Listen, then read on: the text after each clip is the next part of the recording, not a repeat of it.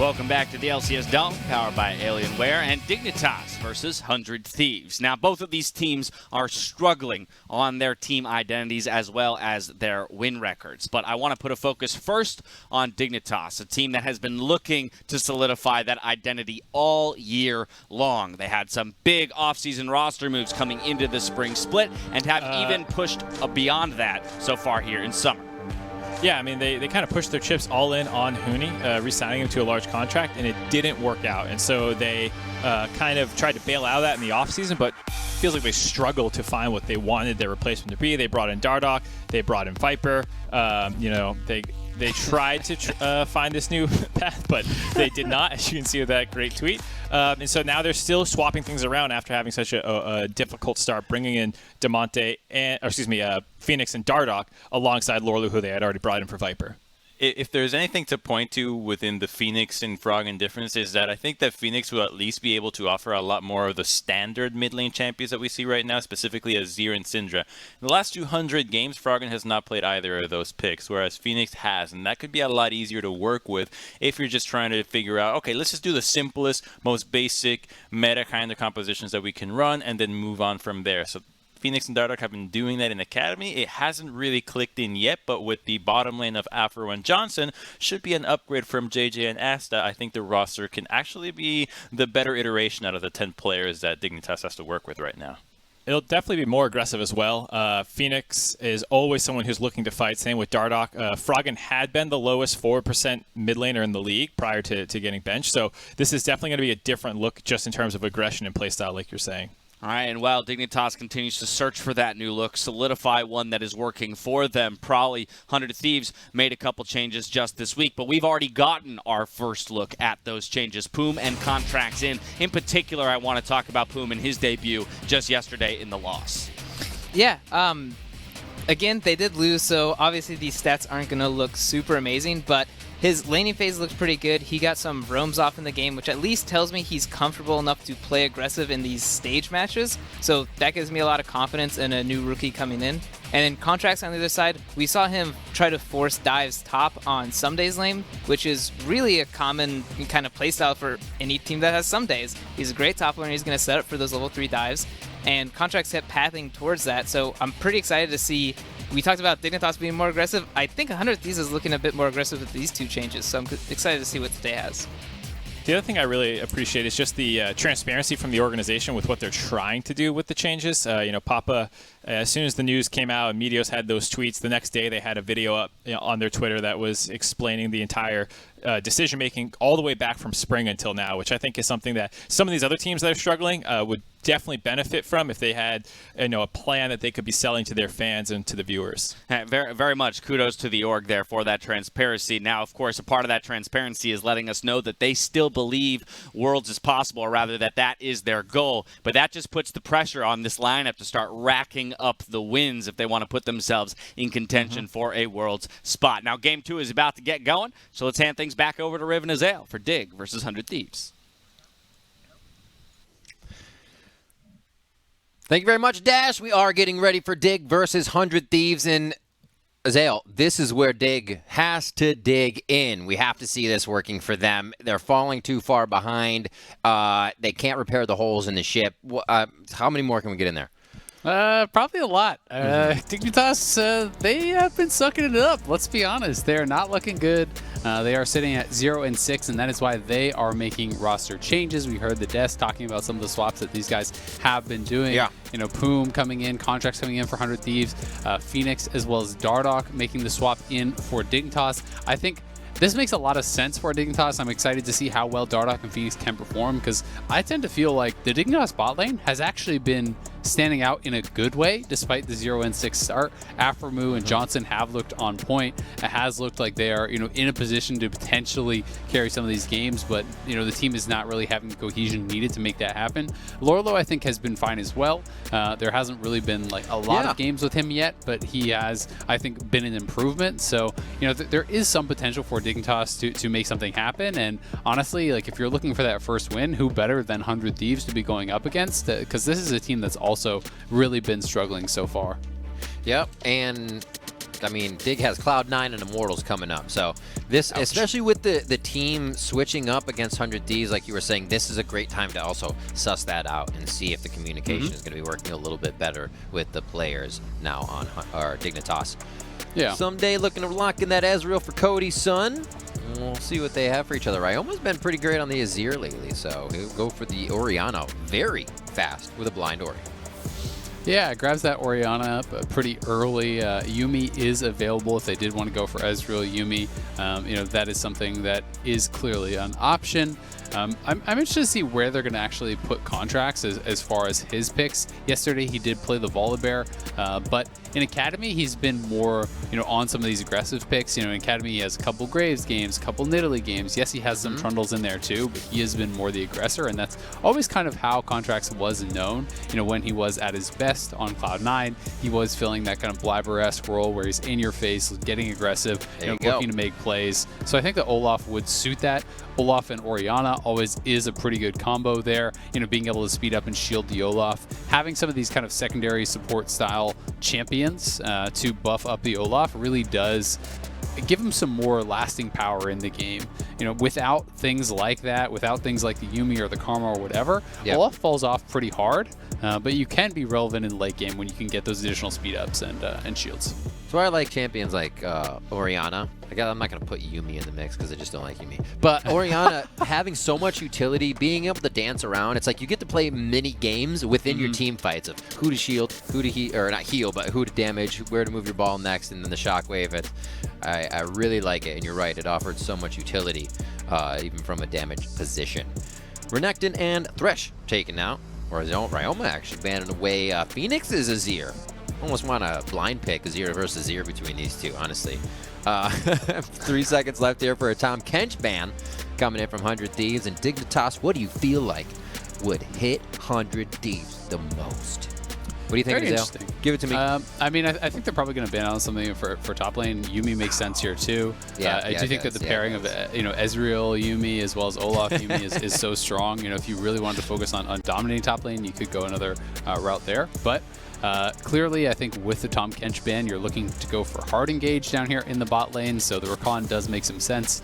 I don't think that Rakan and Ezreal is a very good lane, though. It's like, it's always kind of underwhelming. It's just one of those lanes that kind of just is there and trying to farm and stuff. It looks cool, though. Yeah. Jump around everywhere. The combination just isn't that powerful, right? You're drafting more for what both these champions are going to do later, so I have some concerns about that when you're going up against Ashe, who, you know, is a pretty strong laner. You know, if you're falling behind, if you're getting pushed in, it's relatively low wave clear, you know, with the Ezreal and the Rakan, so then that opens up for potential TF roams to come down there and try to punish that 2v2.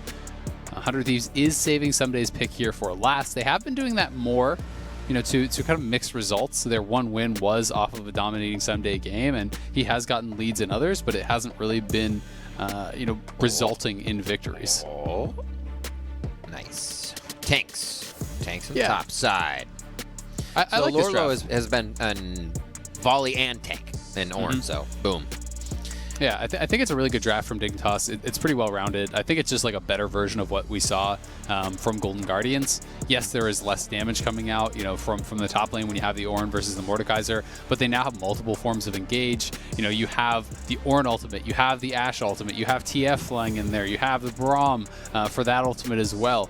We are going to see GP as the answer from Ssumday. Ssumday has a really strong Gangplank, and that is going to help to answer cross-map plays, but I do think that when you go for that Gangplank, you're going to be getting attacked. You're going to be having TF and Graves up in your face, potentially looking to try to punish that. Obviously, you know, you do have remove Scurvy to remove some of those gold guard stuns. That is going to be helpful in surviving, but it is someone that, you know, can get punished at times, you know, by a tanky top laner plus a damaging jungler. You have a mid laner that can roam. That is, you know, recipe for success for putting that Gangplank behind. You're going to see some cross-map arrows coming in here from the Freljord bot lane. And there was actually a lot focused to the bot. Aphelios, Varus, Thresh, Tahm Kench trying to pick apart Johnsun and aphromoo. If we remember recent games, you know, Dig maybe falling behind here and there, but aphromoo has been just trying to play his heart out, hitting initiations, hitting hooks, sometimes not followed up on, but creating windows of opportunity that have been giving Dig chances. It's just the communication to collapse, create advantages from those, and follow through. We'll see if they can do it here. Again, Lourlo is in the top lane once again, and Fenix now in that mid lane with Dardoch in the jungle. Yeah, both teams do have really good forms of engage. You know, 400 Thieves, this feels much more about, you know, that 5v5. You know, I do think that we're going to see Dignitas looking to spread the map more, trying to utilize this TF to push 100 Thieves around, to try to make them move and respect their ability to engage. But at the same time, when you look over at 100 Thieves, you want to be stacking dragons. You're playing Olaf, so what you can do, you show up to the dragon, you set up there. You know, when we see Dignitas come over, you drop the GP ulti, you're going to send in the Olaf, send in the Rakan, and you have them slowed down in that GP ultimate to make for a fairly easy engage, and that's kind of what they're going to be looking for. It's going to be up for Dignitas to really disengage that initial punch, you know, utilize the Braum, utilize this Ornn to kind of clog things up and make it difficult for Ryoma and Cody Sun to kind of follow up on the damage, and that's where they can find the most success, because, you know, if they are able to do that, you can then have your double marksman focusing down people like the Olaf, focusing down people like that Rakan. Always feels good, too, when Dig will go in for that initiation, that they have the Braum for the Ornn ult as well. So they won't get knocked out of that with an unbreakable. But here, maybe a jaw broken for Dardoch. His Contractz and Ssumday come in tough. They know Lourlo's not going to be able to provide that damage early game. So why not run in and just wreak havoc on Dignitas' early jungle? One more parlay there for Ssumday as Contractz says, I'm fine, I want to get low. Let's start the jungle. Yeah, that is just really smart. I mean, you have Dardoch who is tanking up that blue buff, and he is going to start quick draw, so he's not going to die. He had the phase rush to be able to escape, but, you know, Contractz is going to put out so much more damage. Level 1 with the GP, your passive is actually very, very powerful, and this is going to put the Olaf so far ahead. Yes, Dardoch can go down and safely get his red buff, but that's warded out too. You know, there was 3 early wards put into Dignitas' jungle, so 100 Thieves is going to know exactly what's going on here. This is going to be a full clear of that side of the jungle for Contractz. And if he wants, Contractz could even try to retreat back up and defend some of his blue buff quadrant. He can also just go into vertical jungling if he so chooses. I don't want to hang out with you right now, Dardoch. I'm just going to farm. The PvE experience. So we'll see where they go from here. Good job by aphromoo to push in. A quick volley pressure on the lane. Oh, thumbs up. Get him on it. Boom hops away. And not too much trouble really for the early game. Everything comes around. Be equal, really. Yeah, I'm just really interested, you know, if Contractz did want to contest any of it. It doesn't look like it, and then it's just a question of, does Dardoch also go to the Wolves? If he does, they are pretty much dead even on this. You know, it will be that, you know, full steal of both sides. Yes, Olaf I still think is going to be happier overall because he gets that earlier start, and, you know, Dardoch had to relocate across the map before he even got to start up what was then a solo take on his red buff. So it's still a good move, but not too big of a deal. And up here in this top lane, GP has the early push here, just going to be looking to proc the grasp with your Q constantly onto Lourlo and poke him down. But Lourlo doing a pretty good job picking up a fair bit of this farm. There's like Fenix there. Oh, I cursed him. Back baiting. Hurt your eyes. He missed them all. Where's Deek. Love it. Lourlo builds himself armor. Where did he even get the cloth from? I don't get it. Also, why would you build a shirt on it has like a really big t-shirt with a forge, you know? It must be a real stiff shirt. Chainmail. Okay. Poome. Just looking for a little bit of a quill heal here. The Gleam. He gets it out. So not much aggression coming out from this lane. We figured Cody Sun and Poome are just going to jump away if anything happens. And level 2 has already been hit, so just farming it out here until Johnsun can get level 6, start the arrows. We'll see how those are followed up from the team. Grasp for your top laners as we're just kind of looking around how everybody's playing. Conqueror for Contractz as he is just waiting to get into fights. Nothing too crazy this game around, but still seeing the phase rush being enjoyed by many. Yeah, phase rush is really, really strong, and it's pretty necessary into the Olaf. Allows you to be aggressive like this. You know, the slow resistance is very important for kiting out, but also for chasing down. as it will just be a bit of a disengage there. You know, as that phase rush expires, Dardoch has to be careful because, yes, you have Contractz somewhat low, but he has his chilling smite, and he can just turn around and start to fight you as soon as that phase rush does expire. So that is why Dardoch just got that initial chunk and did back off. And it's also why Contractz is feeling very comfortable to actually try to take this away. Smokes him out. Nice damage. Gets a reload on. Dash reload. Now he's got to wait for 2 in the chamber. It may be long enough. No, it was not. Contractz goes down as he finds Dardoch reloading. Great job by Lourlo to peel down there and help the jungle. Yeah, that was pretty ballsy, to be honest, from Contractz. You know, he just kind of went back in after being spotted. And, you know, Lourlo is a lot closer. It's not like Lourlo was actually locked under his turret. He just walks over. Fenix was also, you know, faster on the roam. So Contractz just decides he's not even going to flash and does end up going down. So pretty careless death from him, has to be said. We'll see how much of this Cody Sun can pick up. It is worth noting that it is TP on the Ashe. No teleport taken here by Cody Sun. He's actually playing Cleanse due to all the hard crowd control they do have. So Contractz does get this, but I'm a little bit confused as to why Contractz just doesn't run straight out. Like, what is he doing, to be honest? That was just terrible. He hesitated so much. I'm not sure if he like got confused as to where Lourlo was, or maybe that's just hesitation on like, hey, maybe I can go get the axe and fight. Oh crap, no I can't. Yes, maybe I can. But that was terrible. That was some really bad movement, and Contractz has been known for really being one of the better players in that regard. Understanding that situation. Maybe just a little miscommunication on how fast the team would get there, as he just was continuously dealt damage. Little sombrero there for Ryoma as he misses out on Fenix. Now using all of his brain. He did say as he moved down to marksman that he didn't have to use it all down there with somebody in lane. But now he's got to ramp that back up, and he seems to be using all of it. Unlock the entire brain. Yeah. Maybe he can lend some to Contractz. Maybe. After that play. Maybe. Dignitas setting up on the bottom side, but 100 Thieves feels like they may have something here for the top side. Fenix gets hit up a few times as he exits that fight. Dardoch almost finishing from the side with an end of the line there. He does not have the collateral damage just yet, so they're going to wait out on that one. As this one just pans out, everybody go back to your lanes. Yep, just going to be backing off here as we do see Poome clearing out some vision on this bottom side. Contractz, luckily for them, does not go down in that case. It was getting pretty dicey. You know, it did get fairly low.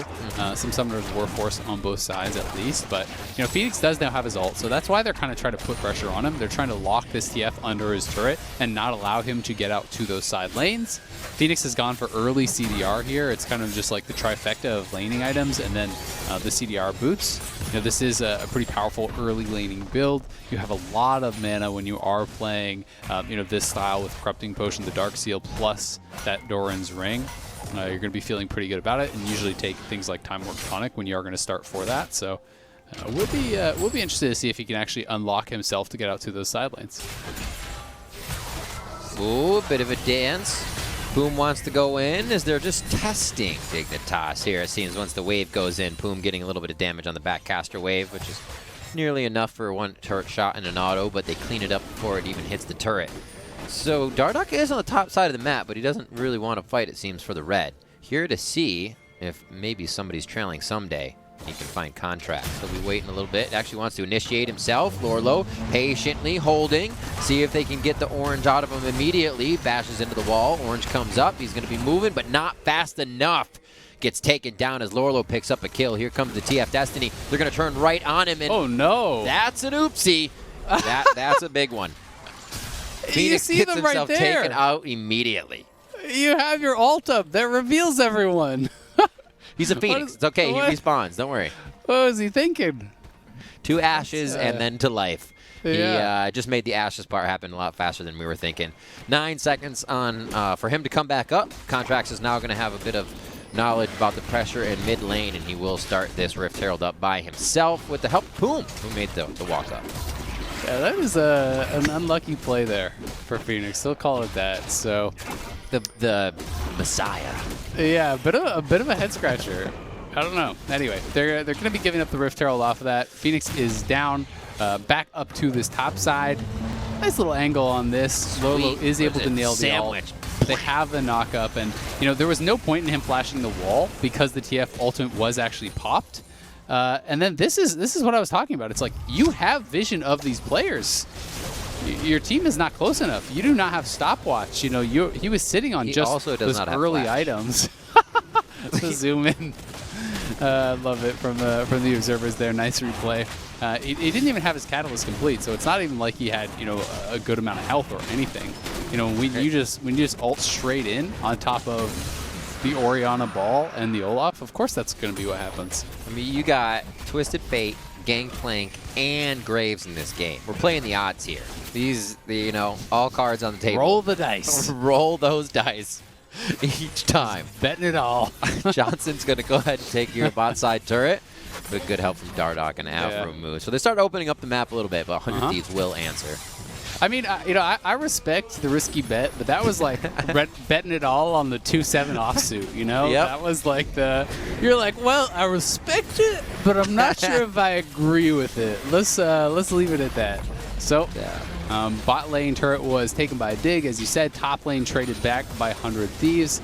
Again, early pressure from Dignitas bot lane, looking pretty nice. You know, they did have a slight advantage there on that bottom side, you know, with the TP from the Ashe. Ezreal having to respect the gold card, you know, as well as the Ashe arrow, so is taking cleanse. Same thing with Ryoma. So there's a lot of additional teleports actually on the Dignitas side, which is going to help to, you know, empower their potential split push later on. You know, that is going to be really working in their favor. Playing the side lanes, you have 3 TPs. Your opponents only have the 1. So 100 Thieves is going to have to be very careful about when they are sending people to side lanes, you know, when they are not able to answer, getting really good hard engages here with Poome. A lot of pressure on him playing this Rakan as, you know, a new addition to this LCS squad. He's got to nail those engages, or you could just get peeled apart in the side lanes. I mean, I'm excited as well to see what happens for Poome. You know, as a support, maybe a little bit of bias, but his first game, we saw him playing on the Nautilus and Academies, flashing in front of hooks, in front of engages, and like the instant thought and seeing that from somebody the first time, I was like, that's that style of play I like to see, doing anything to stop those skill shots and save your support. So I definitely expect to see the impact plays from him. It doesn't seem like he's afraid to go in on something and know the team will follow him. Ahead already here in this one, but not by much as they're pushing. The game's pretty even. 100 Thieves definitely roaming the map as they feel like they control it more. The Ornn may have something to say about that, along with Fenix coming in. But they quickly hit Fenix with an undertow, and he will not be able to catch up. Still not too bad. They at least get the flash there out of Ssumday, and Dardoch's actually still pressing for this. Wait a minute. Could he get the good orange out? Cannon Barrage comes down. Dardoch over the wall, trying to play it tricky here. Can't Matrix out of this one, no, as the Battle Dance comes in, and that's going to be a great hit from Poome as he gets back on this one for the team. Fenix now left out to dry, and I don't know if he's going to be able to get his way out of this one. It's going to be tricky, and may be able to take down Ssumday, but I don't think Ssumday is going to give him that window. TP out, he'll be able to use that. Not enough crowd control to block him in place, and it's just a quick escape. I mean, Dignitas are in a good spot. I just, again, like, I don't get why you even want to go for that play as Dardoch. You know, even if you get it and you get that kill, you still should be dying on the way out. Yep. You don't have your ultimates, which you just expended on that previous play. So again, it's like you're doing these high risk, incredibly low to medium reward style of plays. It's just not smart League of Legends, you know. And in this case, he doesn't even get the kill. Not only does he die, but he gets aphro killed. You know, just a good flash to avoid that initial knockup from Ssumday, so then he can orange out on this. And it's like, okay, look where your team is going. Fenix is walking back to mid lane. Lourlo is on the wave in bottom lane. You know, why are you going for this? You're flashing in when there's no ult from Fenix to actually get over there. You know, he ults to try to juke him out over the wall, but Poome is here, Cody Sun is here. 100 Thieves have their resources. You have no ultimates because you just spent them. They have GP ulti, which they use to kill you. They have, you know, also Poome's ultimate, which they use there. And not only do they get the 2 kills and force out summoners, they also force out the teleport from Fenix. So, you know, that's even more resources given away when Dignitas was playing from a winning position. You know, I talked about the ability to kind of go to those side lanes with the extra teleports. You need to play it smart. You need to make safe bets. Yes, this is a meta where aggressive League of Legends is often really rewarded, but it's got to be worth the risk. And that's where, you know, the evaluation becomes so important. It's that return on investment coming in from it that you're talking about. And kind of looking at how they're assessing the fights as well. As they start to fall apart, it doesn't seem like they turn away. They're still going for their target. They're a little tunneled in. So it definitely seems to be a few things plaguing Dignitas here. Right under the turret, they can see everyone. That is Fenix's destiny on, and they're going to go for the engage as Poome comes back immediately with the quickness to stop up Dignitas. The retaliation is under toes. The Glacial Fisher's going to miss on the tail of Cody Sun, as now they have a chance to fire back some Mystic shots, almost taking down Lourlo, as he's at now 400 HP, and 100 Thieves are able to kite that out with Dignitas' engage. They did get top turret after all of that, and that was a 4v because we see Ryoma here on the bot side. Yeah, nice disengage. Honestly, a lot of credit to Poome there. You know, didn't even blow the summoners, but he did actually go in and get a multi-man knock-up there, you know, CCing up a lot of Dignitas, so they couldn't actually follow up properly on that. And, you know, Ryoma just trying to push here on this bottom side, trying to potentially trade back a turret down there. They will at least get this dragon. Contractz grabs that. They're going to get the turret as well, so very nicely done by 100 Thieves to actually turn what was a losing situation into their favor. Even looks like they're going to be able to sneak out here with Poome. Ocean. Thumbs up. Be pretty nice for both teams. Poome's happy about that. And yeah, we see that engage top. Poome ready to go in. Feeling comfortable here with the LCS squad, even just after a few plays and scrims. 16 minutes on the clock, so we got 5 for our Baron. And our second Shelly just hanging out, waiting for some attention. Looks like Lourlo may get some vision on that, or make sure this side of the map is clear of 100 Thieves members. Mm-hmm. Try to just establish as much vision as they can. Ashe in a fairly strong spot. You know, Cody Sun moving up towards this 2-item power spike that everyone likes to talk about. You know, and that is obviously going to be a really good point in the game for him. But Johnsun, aphromoo, you know, feeling pretty stable. And Dignitas still is, I think, in a solid spot, despite the fact that the gold is actually even. I do think that they have what I believe to be, you know, superior comp. I think it's going to be based on the engages. Can, you know, Poome and Ryoma actually coordinate well to get that really good engage with the Orianna follow-up or not? I feel like it's going to be such a back and forth. It's like almost who absorbs the first engage better, right? And then can retaliate. Unless you catch a team completely off guard, then you know, you don't know what you're going to be able to do. Contractz pushing in here. Poome, they're going to work together. As 100 Thieves feels like they have a lock onto Fenix. Will he be able to pour it out of this one? The exhaust is there to stop a bit of the early damage. He uses it immediately, but Ragnarok follows. Clockwork wind up on his tail, and he is hitting the slalom. Ladies and gentlemen, do you have your ski pass? And Fenix has been denied. Back to the bunny hill for him. He's not going to be able to climb to the top of that mountain. They do catch him. Nice little fancy feet. Oh, they actually get him. Wow. Oh, just on the end. Very nicely done. The teamwork of Diggs, bot lane, finding 3 to 4 bans at themselves and still making it work this game. Yeah, that was actually really clean. Good job by them. I thought they were really overestimating the amount of damage that they could get done. It's like, yeah, he has cleanse, he has flash, he's sitting with a GP by his turret. What are you doing? But they obviously knew exactly how much damage they could get done there. The last Q, I do believe, you know, coming through from Afro there, getting just enough damage so Johnsun could actually finish him off. Yeah. Dignitas trading back, you know, in a 2v2 after losing their top laner. A little bit unfortunate that Fenix did actually commit the stopwatch, as though, you know, it looked flashy, but since no one was actually there to back him up, stopwatch is now gone. You are not actually going towards Azonia's next. So right. Think about how long it's going to be before you actually have your full Zonias, right? Like that is somewhat concerning. That is, you know, again, one of those things where it's like, yes, you used it well, kind of quotation marks, to immune an ability, but it didn't get you anything. And if you go for a full Lich Bane next, it's going to be like 10 minutes, maybe more, before he has the Zonias. So if you have, you know, a critical team fight around a dragon or something, well, guess what? Stopwatch is gone. You don't get that back. A lot of time until you have anything like that. You said, as you were mentioning, Fenix looking for maybe a Lich Bane first. If he even does try to maybe skirt around that and say, well, I'll just keep the Sheen. I don't think that would happen. So 0-2-0, maybe a few kills will help put some of that gold in his pocket. He can still port around and create options for the team. Hopefully that's the way that Dignitas can use that window. 4-3 in kills here as Johnsun just holding mid safely. Even has a pink ward right next to him. Make sure nobody has vision of where the Ashe is going to be or leaving from. And now we're just going to get marksman in the mid lane. It looks like a bit of a 1-3-1 from both teams here as we're getting a stalemate. A little bit of a stalemate. Yep. both teams just kind of sitting back, looking to see if they can find an opportunity. Poome getting chunked out fairly hard, but he has some nice fruit there to heal him back up. And Johnsun is going to be looking for these arrows. He has really been kind of the instigator for a lot of the action. They got the kill on Cody Sun. There's now a Rift Herald getting dropped mid lane, so we'll see how quickly Dignitas do respond. They still have their soul laners out to the side lanes, and it doesn't look like they're moving, so I think they're just going to accept this is gone, just farm it out, and keep playing for late. Yeah, this is actually great timing here for the side of 100 Thieves. Lourlo's teleport was maybe 20 seconds on cooldown, now just about to tick up as they were making that play. So really had great positioning to hit 100 Thieves, just were a bit off the time. Still can be used. Coming up here, we'll see the Ornn coming into a fight pretty fast if that happens. Whoop. And just zoning arrow flying down the mid lane. I like the attempts. That there's like it's worth going for a pick there. My only question is just like, because there's not a lot of people around.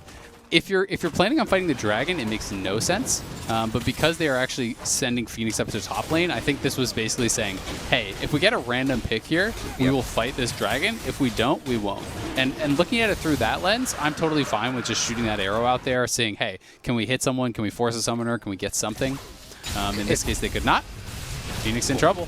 Instantaneous fight as we get here towards the top side, and Ryoma was about to take more gold from Fenix's pocket. Yeah, Calls bluff on that one. Fenix is really struggling, to be honest, in this game. He does seem out of sorts, for sure. Like, he locks in the red card there.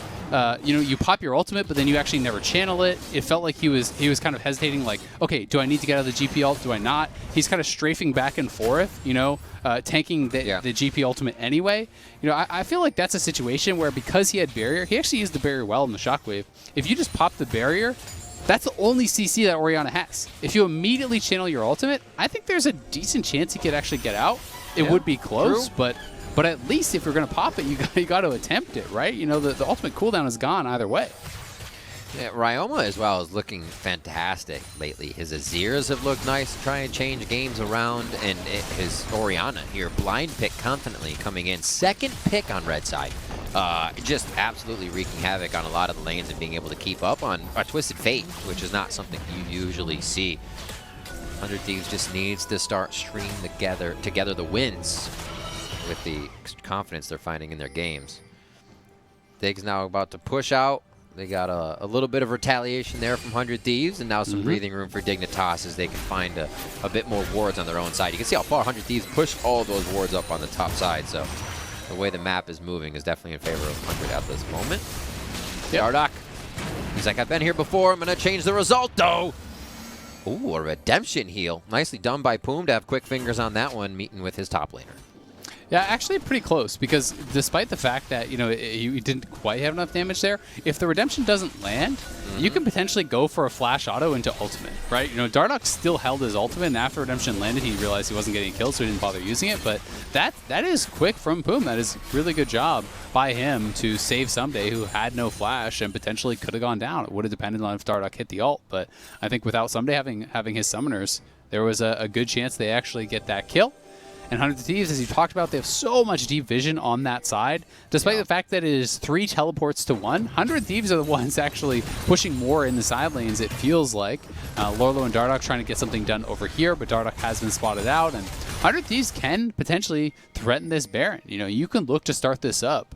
Contractz is moving over here with Poome, and I think they are going to do just that, as they knew that Dardoch was down on the bottom side. They still see Lourlo. Will be spotted out by this Hawkshot, though, so now they have to make the choice. Do you commit to it and look to a turn? What is the play going to be here? Cannon barrage is up, and teleports are up for your top laners to approach this fight, and here come the TPs in. Poome gets out. The battle dance has been used defensively. Dignitas knows they have a little bit more room to work with now as they grab the shrine nicely from Fenix there to give them movement, speed, and vision in front of the Baron.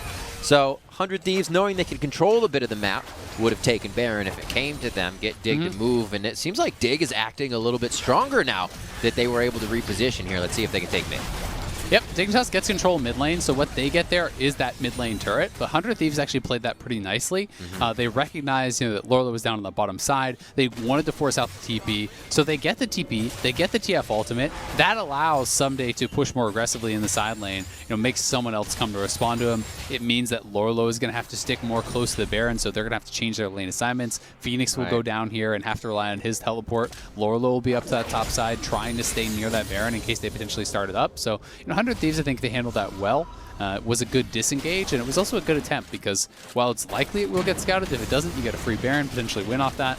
And if it does, disengage just like they did. Death Dance now for Johnsun. That feels fantastic. He's actually been having a great game on the Ashe, usually something that gets targeted immediately over and over and over again. But he's got great protection on aphromoo, and he's had great positioning so far. So that now with a charged up Blade of the Rune King as well from Lourlo, those items are starting to come in from Ornn for Dig. Yeah, he's got a lot of lifesteal, right? You know, you get that lethal tempo up. You know, you start really pumping out the damage. You start getting incredibly tanky, too, if you're not actually going to burst him down immediately. And the protection that aphromoo is going to offer, you know, he has a summoner heal, the double lifesteal there. You can start to kind of drain tank through some of these champions. So you've got to make sure that the engage is on point. Ryoma is in a great spot, though. You know, haven't talked too much about him this game, but he has been having quietly a really nice game. Already on his death cap, his Seraphs is fully stacked. You know, he has some CDR picked up with the Codex, and both him and Poome have been playing well. And if they can combine, you know, for that great engage from Poome, follow it up with the Shockwave, they can still potentially burst someone like Johnsun down, despite all that lifesteal and fairly defensive itemization with that Death Dance. Top lane getting pushed in by Lourlo right now, and we will see how he comes back. Thought they were going to leave him up there alone, but Ssumday keeps pressure on that. The Ocean Drake now gets picked up here by 100 Thieves, which is so great for them. Yeah, they're going to get engaged on, poked with some cards. Not from a poke comp, but these little skirmishes Dig tries to start can easily be kited out, healed up, and reinitiated for 100 Thieves.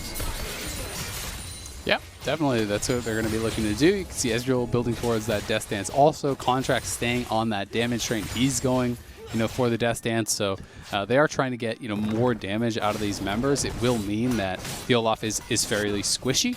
You know, as you do get into the later stages of the game, if you can actually kite out the Ragnarok, you can potentially get focused down. But we haven't seen Dig really make advantage of their side lane, you know, edge. They have 3 TPs. They have the TF. They haven't been able to make anything happen really with that. You know, they have the 3 kills, but Fenix hasn't been involved in anything really except, you know, kind of donating kills over to the enemy team. And Lourlo now is going to be potentially caught out here, but they have that TF ult to respond. No searing charge away. I was thinking he was going to go for that turret construction, but it looks like a back and forth fight now favoring Dignitas a little bit as they can pull in more members. Oh, Shockwave! The Shockwave is huge coming in from Ryoma to change the fight around. They still don't know where all the members of Dig are coming through the jungle. They've lost the vision.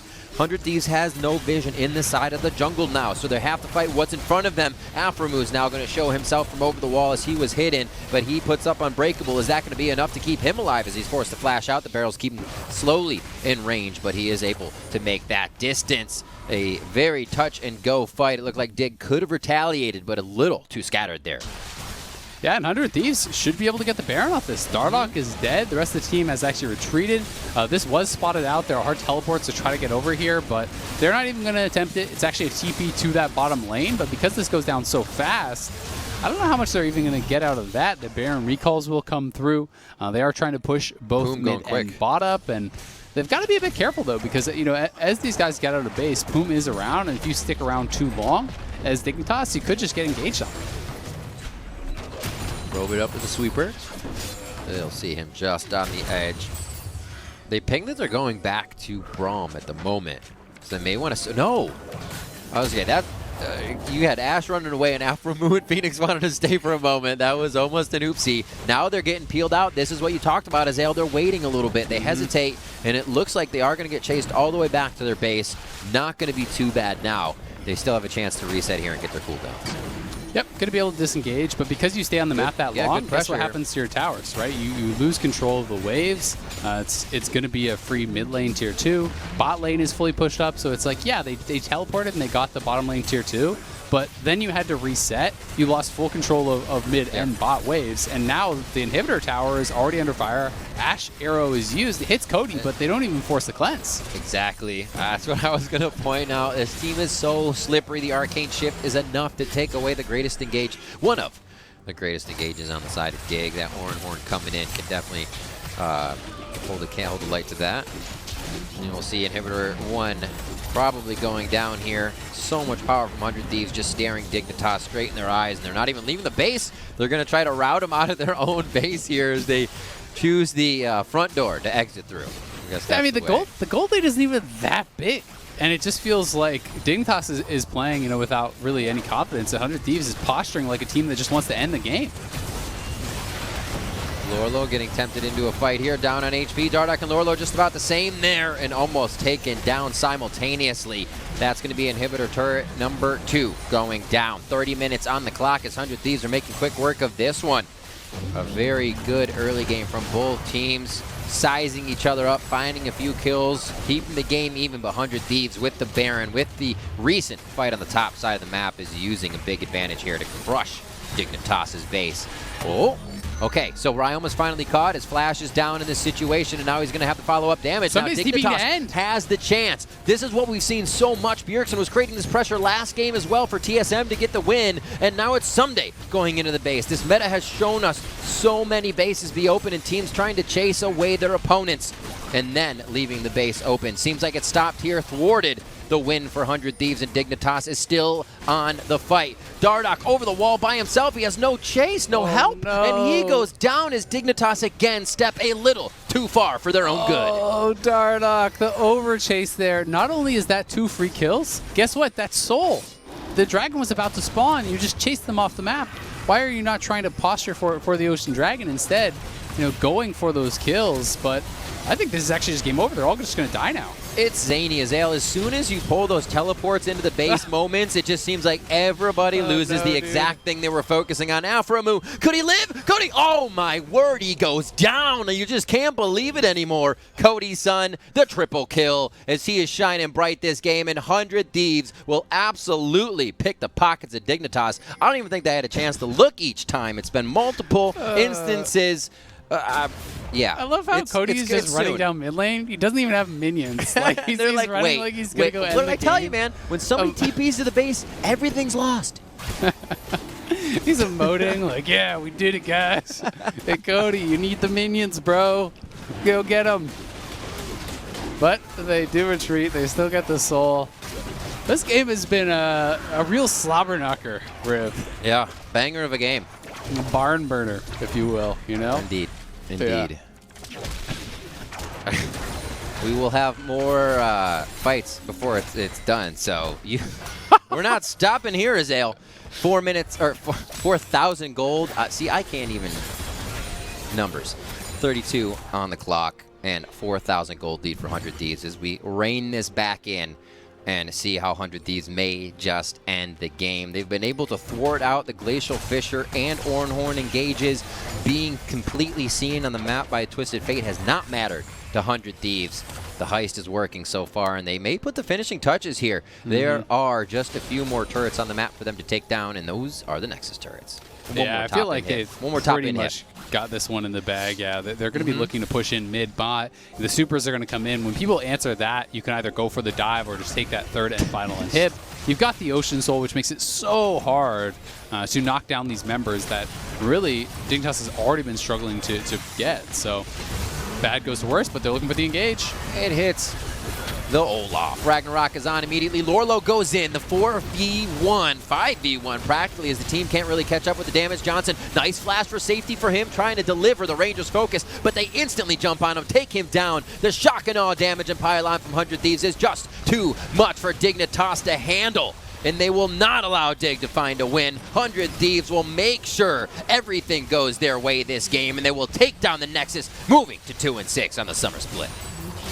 Yeah, 100 Thieves going to grab their second win. Dignitas will still stay winless, unfortunately for them. The roster swap's really not working out just yet.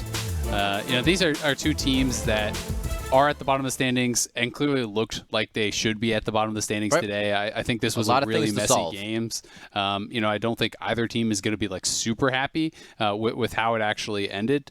But I do think that 100 Thieves can at least feel better about the fact that their subs, their replacements actually looked pretty decent today. I think Poome in particular actually looked quite good. I think Contractz was good after kind of that one oopsie on the invade early on. But Fenix and Dardoch looked pretty out of sorts to me. I think Dardoch was fine for most of it, but had some pretty punishing mistakes. And Fenix just never got anything going with the TF at all.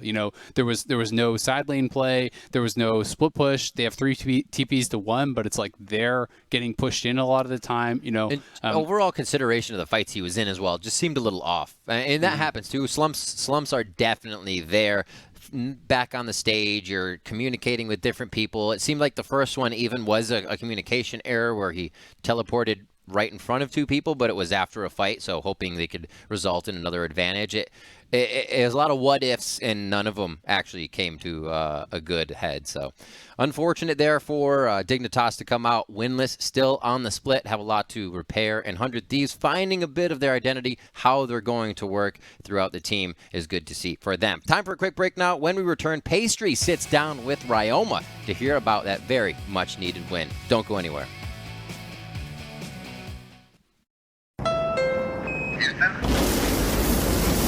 Brightness is increasing.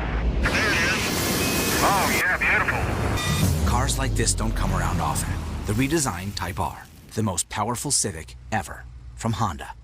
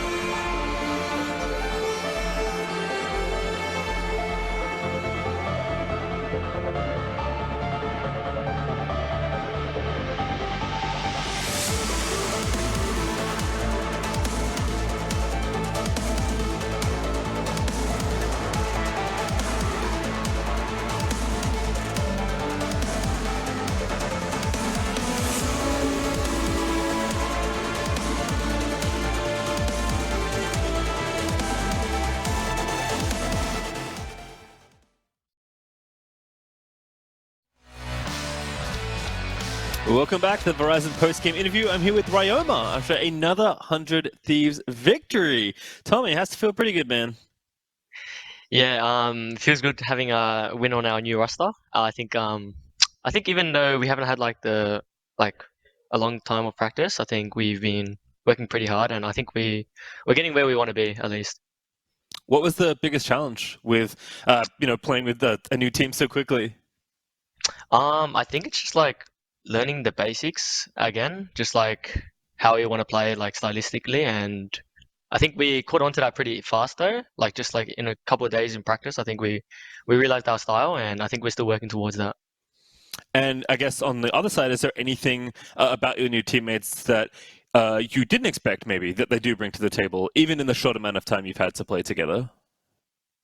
Yeah, I guess I kind of knew with Contractz like what it was going to be like having him. The more surprise was with Poome. I think he was more of a shock. I think he's very good for someone who hasn't played like League in I think he played 2 years of League or 3 years, somewhere around that. And I was really surprised like hearing that he was going to be on LCS in 3 years time was of League. Yeah, he certainly had a pretty accelerated career. For you and your matchup today, though, you also had a lot of surprises with pretty new top side for Dignitas. Did you have any experience playing against Fenix before? Was there anything there when considering your individual matchup? Yeah, against Fenix, I didn't expect him to play TF, but I guess he did. I thought he was gonna play like a more. I feel like when I versed Fenix in solo queue, I feel like he's really focused on lane, like he's like the 1v1 type. So I wasn't really expecting a TF, but I guess I think he's a good 1v1er, so I kind of expected that heading into this match, but ended up being TF Orianna. And then I know for you, stylistically, especially last split, you wanted to play a lot of the assassins, which are a lot more in vogue. But obviously this split, you've been playing a lot more control mages, like Ezreal, like Orianna. Do you like the style change, or are you just trying to play kind of what's best? For me, I'm just trying to play what's best, and if there's a scenario, normally I point it out or try to prompt it at least. But I think right now, control mages are pretty strong, so we try to stick towards them. And then for you, for someone that received, fairly or not, a reasonable amount of criticism last split, what are the things that you've been working on this summer to kind of prove those people wrong? For me, I think the biggest thing was just being able to call resources for myself and just making sure I have what it takes to carry pretty much. Just trying to have a better impact in the game overall. Just trying to do what the most pressuring thing is in the game, even if it's right on the edge, I try to keep my standards there. And then final question for you. Even though it certainly worked out in today's game, you have quite the challenge next weekend for 100 Thieves, playing both FlyQuest and C9. Thoughts on your upcoming matchups? Definitely harder teams. I think we have a lot more time to practice now as well, so I'd like to see where we are with the other teams. So we're gonna get to scrim the other teams as well, and I think the only thing that we are focusing on is ourselves. Just we're just trusting ourselves and the process, so we can get where we want to be. Well, certainly seems like you're on the right track, Ryoma. Thank you so much for joining me. Thank you. All right, we'll take another break before Game 3, which is the battle at the top of the standings where Evil Geniuses faces FlyQuest. Don't touch that browser.